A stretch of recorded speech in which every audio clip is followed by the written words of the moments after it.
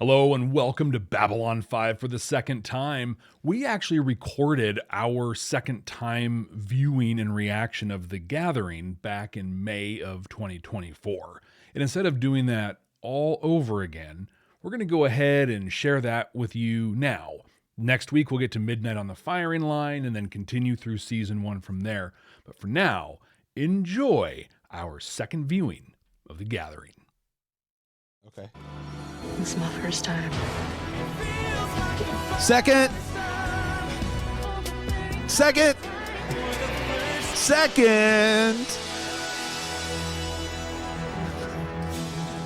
First time. Second time. Welcome to Babylon 5 for the umpteenth time. We're going to get there. Someday we're going to talk about how we watch this for the 47th time. Welcome to everyone here. If you've not joined us for Stargate SG-1 for the first time, you're about to see our exciting new format that we use for that show. Think you're really going to dig it here.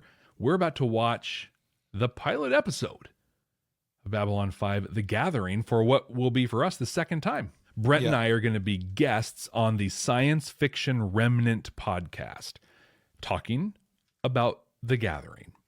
And I have a favor I want to ask everybody. And this is true. Something Jeff and I have said time and time again. Babylon 5, the fan community of Babylon 5 is hands down the coolest, best community we've ever been a part of. I've been part of a lot of fan communities. This has hands down been the best. And let's be the best to this other podcast. Like, let's be those people. So go over there, check them out. If you like what they do, subscribe. Well, with that, here's what it is. We go. As the TNT version, as you can see. This is the first time we've watched an episode of Babylon 5 together, Jeff. It is. Wow. All right, that's kind of fun. This is great. I was there at the dawn of the third age of mankind. First voice you hear. How awesome is that? Your message to central computer. You can tell they're trying to just make it feel big and epic with the music and the big sweeping. When you're in. Approach vector 557. You know what it kind of feels to me like right now? It feels like the entrance, like the entrance to like a Disney ride. Totally. Like all the setup. Like that's what it feels like to me right now. Look at that ponytail. That guy's going to start working with Byron pretty soon. Okay, we do this quiet and by the night. To this day, no one knows what happened to it. Yeah, but when you find out, it's going to be awesome. Right. Hey, I think that Babylon 4 thing is going to be a big thing. Seems like a mystery. Might be a thing. Yeah. That's so much makake. It looks nothing like her. Well, and notice the head bone comes like way out this way. It doesn't look like bone. It just looks like a head. A dress, so a headdress sort of thing. You can definitely see they tried to masculine up her face a little bit. Like they're really going for that androgynous look. Culture. They did. However, I noted when he just got the buzz about her, the pronouns they used was she and her. That's him. Impossible. There are No way. Really? Yep. Wow. Well, see, look at that. Oh, yeah. Confirm incoming ship. Ed Wasser. And all because he wants to play. There he is again. Oh my God, his hair's awesome. Get me the commander, fast. And let's just hope nothing else goes wrong. Not exactly fair That's market. not Catherine Sakai. I was in a hurry. Not at all. Report me. We'll discuss that later. This glad is you're back. late 80s When do TV you heartthrob 1 hour, 40 minutes. Just in time for the from reception. Central Casting. I'll tell you all about it when you arrive. On my way, I picked up some carnelian bed sheets. They're supposed to be completely frictionless. Scene 1 and 40. I still want to know what that would be like. Yeah. I think you would just slide off. I was going to say, not as cool as it sounds. You need friction to not move. And to move. Like, in At all, specific ways. Like, there's... Okay, I'm gonna share something, and I'm gonna try to be high level and not super 13 gross about it. Okay. Not too long ago, bought a new bed, and when you go buy a new mattress, they tell you to lay on it, make sure it's comfortable, all that kind of stuff. Yeah, I set the pillows up in a certain way and got onto my knees on the mattress, and I tested the mattress.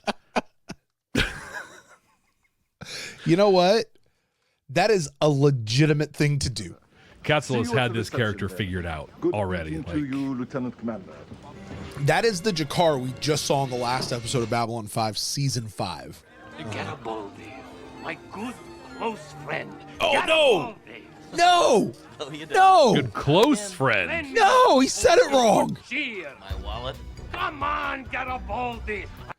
I am empowered to compensate you quite handsomely for your genetic background.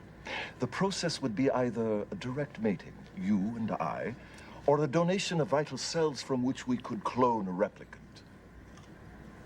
Yes, obviously, the cloning is less efficient since we have to grow the clone, so payment would have to be proportionately smaller, and we'd still have to fuse your genes with our own, and that would take even longer.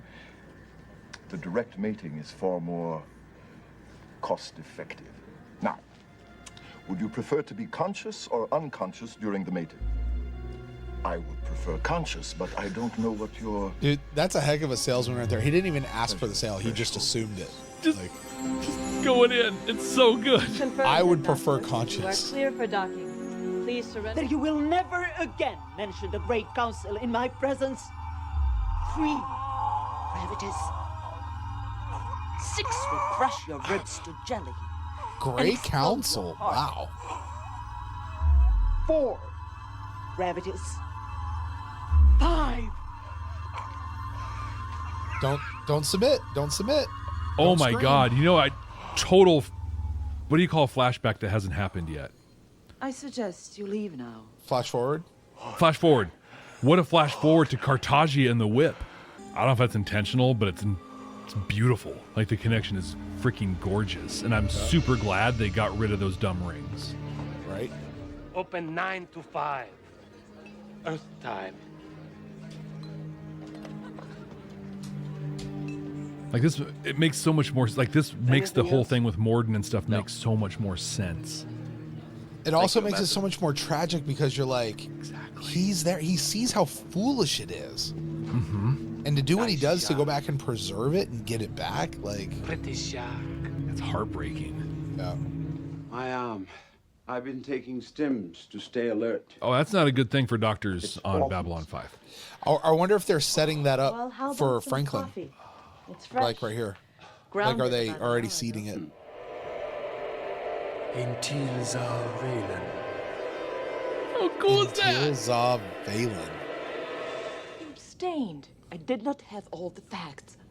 I still lack some of the... What you lack is a conscience. That is an interesting thing, considering what we know about Delenn and how she was the one who emotionally reacted to kick off the Earth Centauri or Earth Minbari War. Multiple times she acted. And then when Sheridan died, she responded emotionally. Jakar offered me an exchange. What's My Garibaldi drinking the cooperation screen? In return for It's not water. We never had a chance. The sky was full of stars. And every Sky full of star stars. was a ship, He said the thing. one of ours.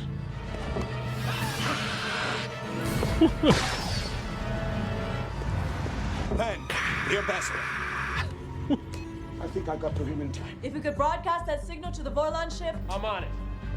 He plays a huge role in this. Well, I mean, he's Corwin before Corwin. Totally. The proto Saying Corwin. unless we turn over the command. I have looked upon the face of a Vorlon, Laurel, and nothing is the same anymore. I remember that line. I remember this really clearly from Dr. Kyle. And I don't think what I understood at the time or that I remembered is that he looked at him at like minute 14. Mm-hmm. And here we are 6 days later in real time for you and me. And now he's saying this. None of this life-changing stuff reflected itself in any way through this whole episode. The Minbari assassin looked at me and said, "There is a hole in your mind." An old Minbari insult. I thought Nothing you need to worry about. I thought Minbari couldn't lie. I'm just going to wrap up with one little thing. I liked a lot of parts of this episode. They totaled about 18 minutes of the actual 25-minute episode that existed in this hour and a half. I remember liking this episode better than what I do now. I think people are aware it's super flawed. Yeah. It was done with a shoestring budget. Yeah. And I think that we enjoyed it that first time around more because we didn't know anything. Yeah, maybe. We know everything now. was new. Mm-hmm. And so it's just like, look at that, look at that, look at that, look at that. And like there's some things that they dropped and didn't become things. There's things that they put in place that they changed, you know, a little bit. But to me, the parts of the episode that persisted were amazing. Londo and Jakar. Londo and Jakar existed here. Peter Jurasek, Andreas Katsulas had their characters figured. They knew who they were. Yeah. Garibaldi, right? Jerry Doyle. You take those characters, you pick them up from here, you plop them right into a tragedy of telepaths. They fit. Perfect. Yeah. Awesome. Yeah. Okay, I did enjoy Jakar and Londo and Garibaldi, those three specifically. But hey, I have something that'll brighten you up as we go out. Remember I dusted some stuff off from season 1? Uh-oh. This is my first time. Second time. Bye, everybody. Thanks for watching.